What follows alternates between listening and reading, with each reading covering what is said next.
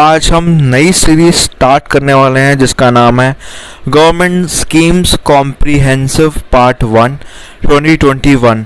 हमने government schemes already cover कर रखी है बट वो पिछले साल तक की है। ये एक्सटेंडेड है जो हम ये रिव्यू करने वाले हैं क्योंकि आप सभी को पता है पोस्टपोन हो गया था। इसकी वजह से जो भी आपका फेब के बाद की जो न्यूज़ है, जो गवर्नमेंट स्कीम्स है, वो सारी इसके अंडर कवर होंगी। तो इसमें बड़ी सारी मिनिस्ट्रीज है, जैसे हमने पहले भी कवर करा था दूसरे उसमें, और यहाँ पे भी आप देखो तो पूरा 21 यहाँ पे स्कीम्स है जो बड़ी बड़ी मिनिस्ट्रीज निकाली है। इसमें आप देख सकते हो टेबल ऑफ कॉन्टेक्ट में कंटेंट में आप देख सकते हो कि जैसे, तो स्टार्ट करते हैं। आज जो पहला लेक्चर होगा वो होगा आपका ministry of agriculture and farmers welfare. तो लाइक शेयर सब्सक्राइब करना ना भूलना। तो पहला लेक्चर जो है मिनिस्ट्री ऑफ एग्रीकल्चर और फार्मर वेलफेयर से है। आयुष्मान सहाकार स्कीम है। ये थोड़ा सा अलग होगा, आप पीडीएफ देखो तो उसका अलग है, इसका थोड़ा बहुत अलग सही है पीडीएफ।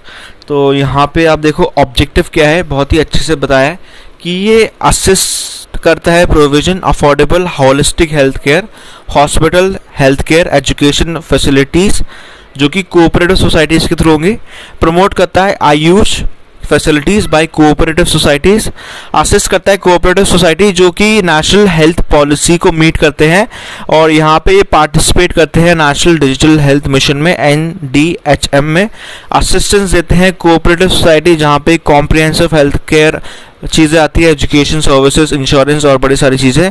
एलिजिबिलिटी की बात करें तो यहाँ पे कोई भी कोऑपरेटिव सोसाइटी जो state multi state cooperative society act के अंडर रजिस्टर्ड हो कंट्री में, और यहाँ पे सूटेबल बाय लॉज हैं जो अंडरटेक करते हैं services related to hospital health care, health education, जो कि एलिजिबल होंगे फाइनेंशियल असिस्टेंट और वो फुलफिल करेंगे guidelines under the scheme. Salient features की बात करें तो ये स्कीम जो है नेशनल कोऑपरेटिव डेवलपमेंट और कोऑपरेशन है जो फाइनेंशियल असिस्टेंस देता है कोऑपरेटिव्स को holistic health care, infrastructure, education services पे।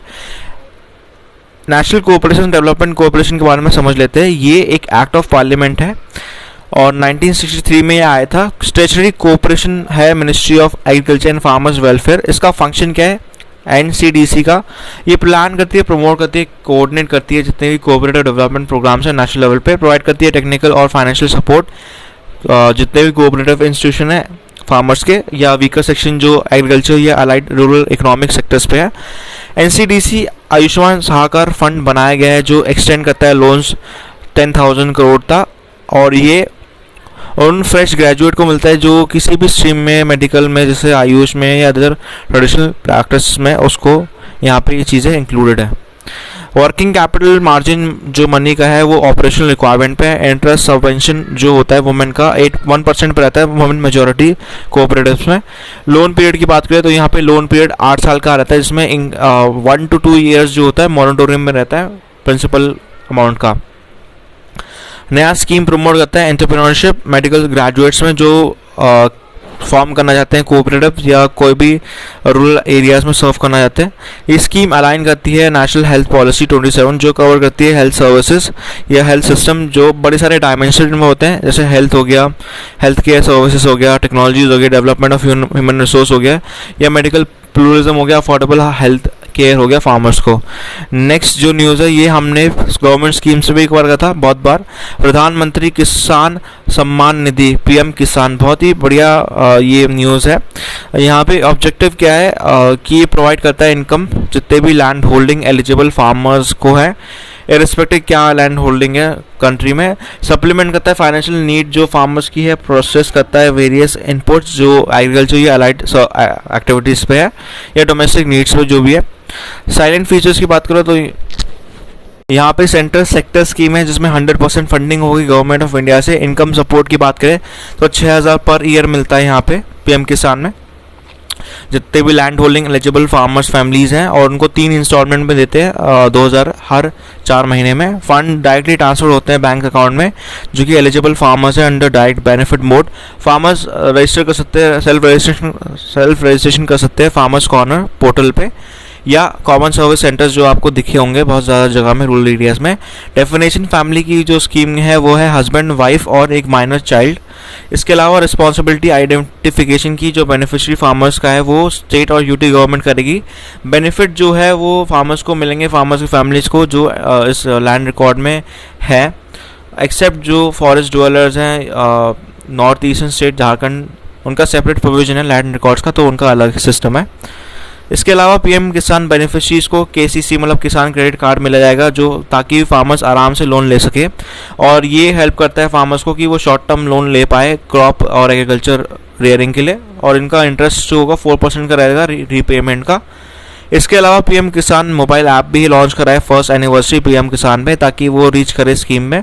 ये ऐप यूज़ करेंगे फार्मर्स तो वो अपना स्टेटस दे सकते हैं एप्लीकेशन का और अपडेट कर सकते हैं कैरी आउट करेक्शन जो कि होता है आधार कार्ड पे, और वो चेक कर सकते हैं हिस्ट्री क्रेडिट का और बैंक अकाउंट का। इसके अलावा जो स्कीम है वो प्रोवाइड करता है एक्सक्लूजन क्राइटेरिया जो सर्टन कैटेगरीज को रहता है फार्मर्स का।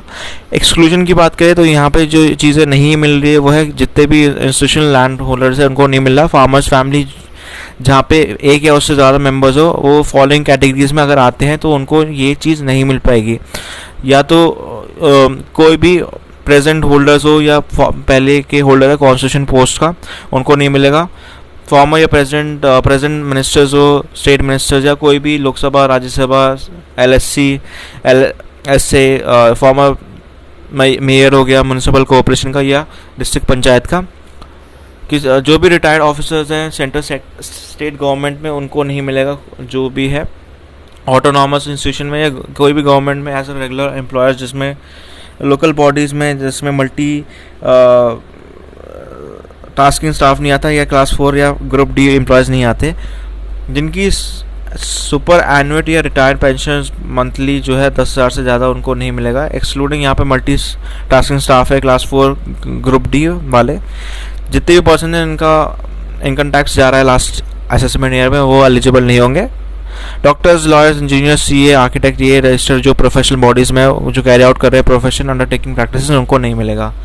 इसके अलावा नेक्स्ट जो न्यूज़ है वो है formation and promotion of 10,000 new farmers producer organisation. ये भी बहुत न्यूज़ में रहा है FPO, तो उसका ऑब्जेक्टिव क्या है, 10,000 FPO जो फॉर्म हुए हैं 5 ईयर की पीरियड में 2019 से 2020 तक का, फिर 2023 से लेकर 2024 में, वो इंश्योर करते हैं economics of sale for farmers, support करते हैं FPO को 5 सालों के लिए फ्रॉम इंसेप्शन।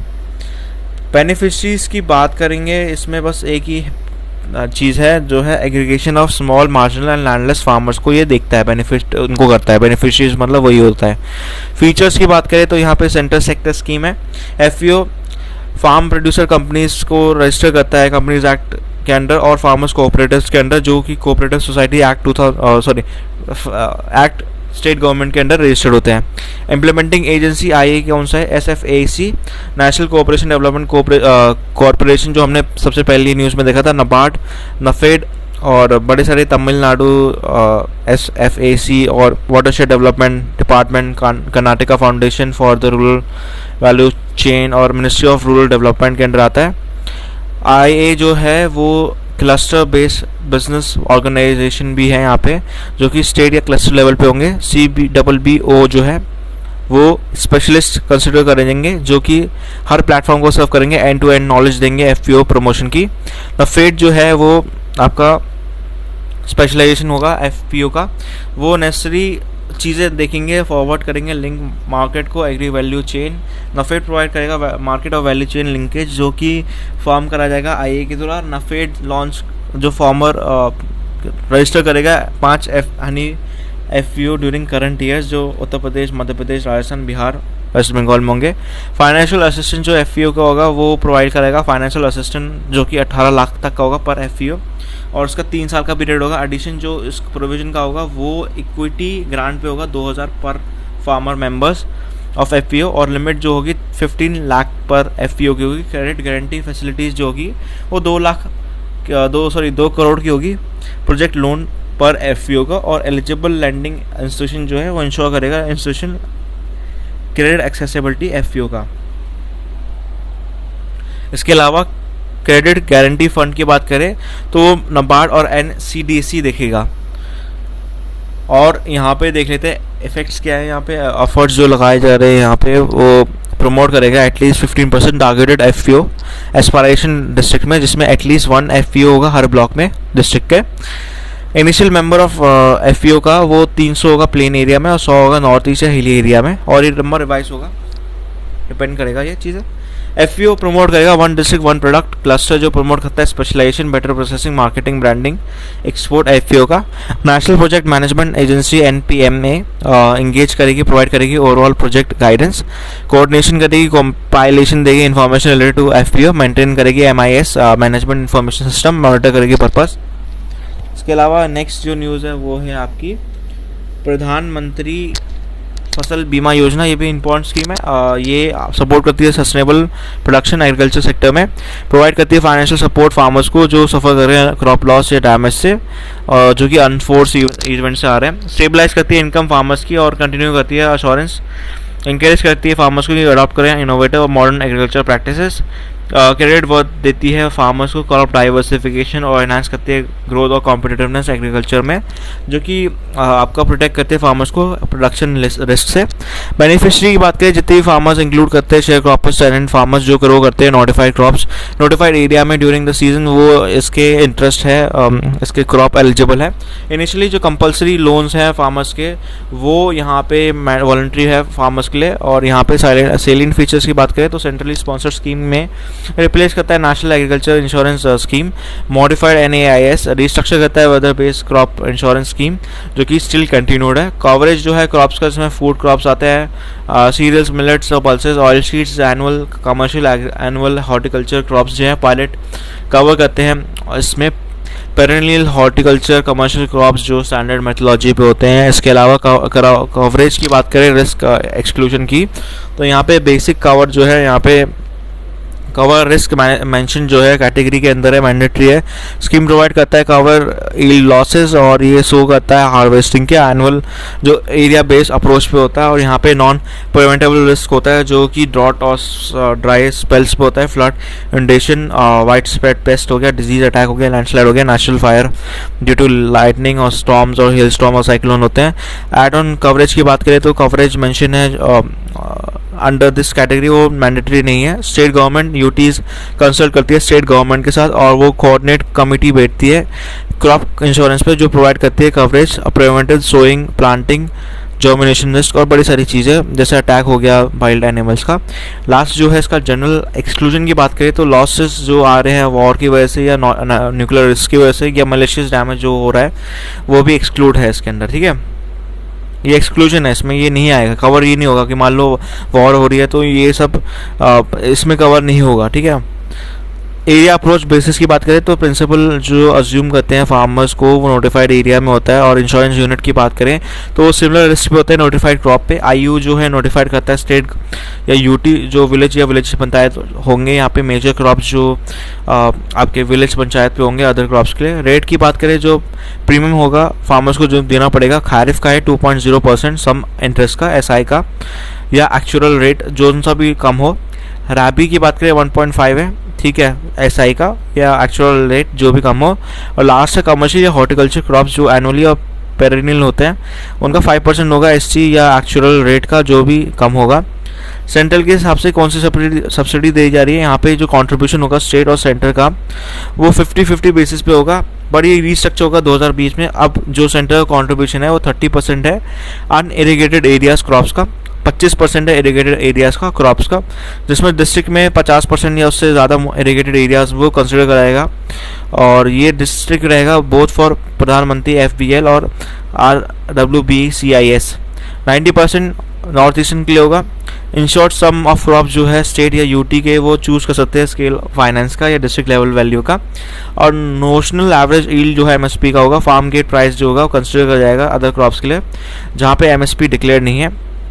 स्पेशल एफर्ट्स जो इंश्योर करेंगे मैक्सिमम कवरेज जो SC और ST का होगा, वुमेन फार्मर्स का, वो स्कीम के अंदर आएगा। एलोकेशन बिजनेस का इंश्योरेंस कंपनीज पे होगा जो कि 3 साल के लिए होगा, और इससे पहले लेंडर्स फ्लोट करेंगे स्टेट, जो कि वेरी करेगा 1 to 3 ईयर्स तक का। स्टेट अलाउड नहीं है कि वो इम्प्लीमेंट करे स्कीम सब्सिक्वेंट रीजन पे, और ये कंसिडरेबल डिले भी हो सकता है स्टेट के द्वारा, ताकि वो रिलीज करे रिक्विजिट प्रीमियम सब्सिडी, और ये कंसर्न इंश्योरेंस कंपनीज पे होगा जो कि बियॉन्ड प्रिस्क्राइब टाइम लिमिट पे होगा। कट ऑफ डेट जो खैरिफ और रबी सीजन का होगा 31 मार्च का होगा, 38 सितंबर का होगा। स्टेट्स जो है अलाउड है कि वो अपनी इंश्योरेंस कंपनी इम्प्लीमेंट कर सकते हैं इस स्कीम के अंदर। नेक्स्ट जो न्यूज़ है वो है नेशनल एग्रीकल्चर मार्केट ई-नाम। तो इसके ऑब्जेक्टिव क्या है? ये प्रमोट करता है जेन्युइन प्राइस डिस्कवरी, जो इंक्रीज करता है फार्मर्स के ऑप्शन सेल और एक्सेस टू मार्केट। सेकेंड है ये लिबरल फाइनेंसिंग करता है ट्रेड बायर्स की और कमीशन एजेंट्स की। एक लाइसेंस जो ट्रेडर का होगा वैलिड होगा हर मार्केट पे और स्टेट के अंदर। हार्मोनाइज करता है quality of standards agriculture produce का। सिंगल पॉइंट लेवी होगा मार्केट फीस का, एक ही होगा जो फर्स्ट होलसेल परचेस होगा फार्मर्स के लिए। प्रमोट करता है स्टेबल प्राइसेस और availability of quality produce consumers को। प्रोविजन है सॉइल टेस्टिंग लैबोरेटरीज का, एक जो आसपास की मंडी में होगा। फीचर्स की बात करें यहाँ पे सेंटर सेक्टर स्कीम है जो कि फंड आएगा agri tech infrastructure fund AITF से, ये इम्पोर्टेंट है, याद रखना। ई-नाम के अंदर आ रही है, ये अलग चीज़ है जो फंड आ रहा है। ई-नाम एक pan India electronic trading portal है जो कि एक नेटवर्क स्टैब्लिश करती है एग्जिस्टिंग APMC में और अदर मार्केट्स, ताकि वो एक यूनिफाइड नेशनल मार्केट बनाए एग्रीकल्चर कमोडिटीज़ के लिए। इसके अलावा स्मॉल फार्मर्स एग्री बिजनेस कस्टोरियम जो है सिलेक्ट हुआ है एज अ लीड एजेंसी जो इम्प्लीमेंट करेंगे। अभी तक 1000 मार्केट है जो 18 स्टेट्स में और 3 UTs में जो लिंक करा गया है ई-नाम के साथ। बजट 2021 और 22 में प्रपोज करा है कि 1000 और मंडीज में लिंक करा जाएगा। कोविड-19 के टाइम पे ई-नाम और मोबाइल ऐप जो है बढ़ाया गया था और बड़ा सारा चीज़ें लॉन्च करी गई थी, जैसे warehouse based trading module है जो फैसिलिटेट करती है वेयर हाउस जो ENWRs पे होता है, negotiable warehouse receipt. FPO trading module भी है जहाँ पे FPO ट्रेड कर सकते हैं प्रोड्यूस कलेक्शन सेंटर्स, अगर वो ना लाए अपना प्रोड्यूस टू APMC, मतलब वो ब्रिंग ना करे, वो लाए ना, कंपलसरी नहीं होगा उस पर। ई-नाम प्लेटफॉर्म इंटर ऑपरेशनल होगा, REMS प्लेटफॉर्म जो गवर्नमेंट ऑफ कर्नाटका होगा। ये फैसिलिटी करेगा फार्मर्स को कि वो प्लेटफॉर्म सेल कर सकते हैं प्रोड्यूस को या वो इंक्रीज करते हैं मार्केट एक्सेस। ई-नाम डेवलप करता है as a platform to platform जो कि क्रिएट करता है डिजिटल इकोसिस्टम जो कि लेवरेज करता है आपका एक्सपर्टीज इंडिविजुअल प्लेटफॉर्म्स के, जो कि बड़े सारे सेगमेंट्स में आता है एग्रीकल्चर वैल्यू चेन। अच्छा, लास्ट इसका मैं कवर कर रहा हूँ, फिर मैं रुक जाऊँगा क्योंकि ये बहुत ही ज़्यादा लेंथी होगा, तो इसके बहुत ज़्यादा लेक्चर्स आएंगे। एक पॉइंट पे ही होगा जो मिनिस्ट्री ऑफ एग्रीकल्चर है, इसके बहुत ज़्यादा आएंगे, तो उसके लिए आप प्रिपेयर रहना। प्लेलिस्ट पूरी बनेगी है पार्ट 1 की। प्रधानमंत्री कृषि सिंचाई योजना स्टार्ट कर रहा हूँ, PMKSY का। अचीवमेंट की बात करें और बड़ी सारी चीज़ों की बात करते हैं हम। ऑब्जेक्टिव क्या है पहले ये देख लेते हैं। कन्वर्जेंस ऑफ इन्वेस्टमेंट है यहाँ पे इरिगेशन में, तो इरिगेशन फील्ड लेवल पे होगा, डिस्ट्रिक्ट लेवल पे होगा और सब डिस्ट्रिक्ट लेवल पे होगा। वाटर यूज प्लान होगा यहाँ पे। फिजिकल एक्सेस देते हैं वाटर फार्म्स को और एक्सपेंड करते हैं कल्टिवेबल एरिया जो कि अशोर इरिगेशन पे होगा, हर खेत को पानी के अंडर रहेगा। इंटीग्रेट करेगा वाटर सोर्स का डिस्ट्रीब्यूशन और एफिशिएंट यूज़ करते हैं, बेस्ट यूज़ होता है वाटर थ्रू अप्रोप्रिएट टेक्नोलॉजी और प्रैक्टिसेस। इंप्रूव करता है फार्म वाटर यूज़ करता है एफिशिएंसी ताकि वो रिड्यूस करे वेस्टेज और इंक्रीज करते हैं अवेलेबिलिटी ड्यूरेशन और एक्सटेंड में। एनहांस करता है अडॉप्शन ऑफ प्रिसिशन इरीगेशन और वाटर सेविंग टेक्नोलॉजीज। एनहांस करता है रीयूज रिचार्ज ऑफ एक्वाफायर्स और इंट्रोड्यूस करता है सस्टेनेबल वाटर कंजर्वेशन प्रैक्टिसेस।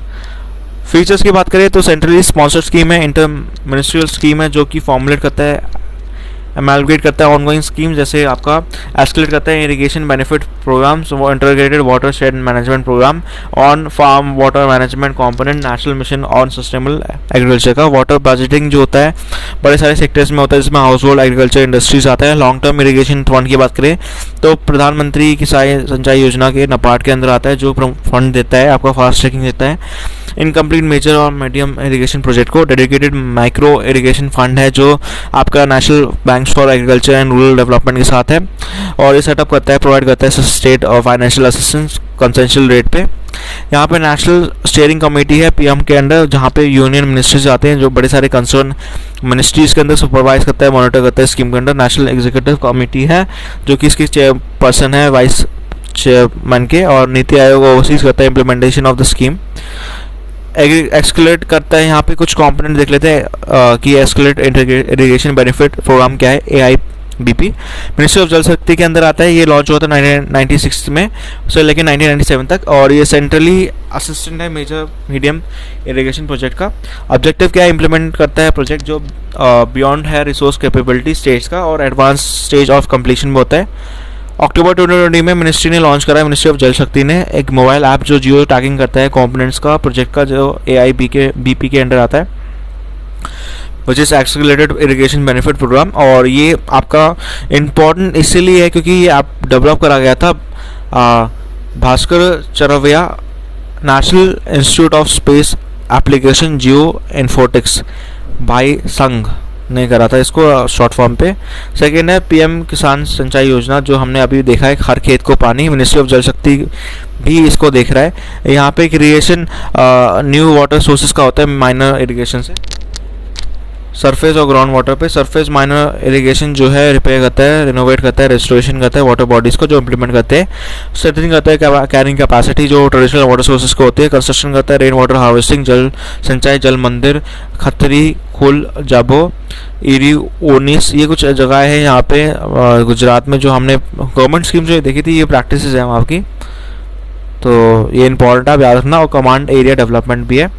इसके अलावा प्रधानमंत्री कृषि सिंचाई योजना पर ड्रॉप मोर क्रॉप जो है, ये मिनिस्ट्री ऑफ एग्रीकल्चर जो हम देख ही रहे हैं, और एग्रीकल्चर कॉर्पोरेशन और फार्मर्स वेलफेयर इसको देख रहा है। यहाँ पे प्रमोट करते हैं एफिशिएंट वाटर कन्वर्जेंस और प्रिसिशन वाटर एप्लीकेशन डिवाइसेस, जो जैसे आते हैं स्प्रिंकल्स हो गया, गन्स हो गए, फार्मर्स में जो जल सिंचन का लगता है, एक्सटेंशन होता है एक्टिविटीज़ का, प्रमोट करता है scientific moisture conservation, crop combination, crop alignment, ICT intervention होता है NEGP, प्रिसाइशन इरिगेशन टेक्नोलॉजीज यहाँ पे यूज़ होती है, फार्म वाटर बेस मैनेजमेंट चीज़ें होती हैं।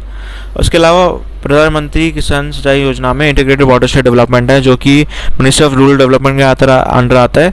Department of land resources DPAP, DDP, IWDP consolidate होते हैं इस कंपोनेंट के अंदर। इफेक्टिव मैनेजमेंट होता है रन ऑफ वाटर का, और इंप्रूव होता है soil moisture conservation activities. Cluster approach होता है सिलेक्शन प्रिपरेशन ऑफ प्रोजेक्ट, और ये कन्वर्ज करता है मनरेगा के अंडर।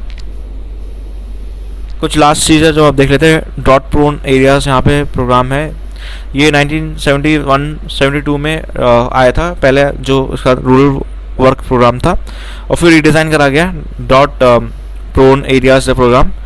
फाइनेंशियल ईयर तो बहुत पुराना है ये, ड्यूरिंग 4th 5-year प्लान में बेसिक प्रोग्राम था कि एडवर्स इफेक्ट जो ड्राउट के होते हैं क्रॉप्स पे, लाइफ स्टॉक्स पे, या productivity, land water, human resource पे, जिसकी वजह से आपका डॉट प्रूफिंग होती है अफेक्टेड एरियाज़ की। सेंटर और स्टेट गवर्नमेंट ने 25 और 75 का रेशियो डिवाइड करा था कॉस्ट का, जिसमें सेंटर ऑब्वियसली 72 देगा और स्टेट 25 देगी।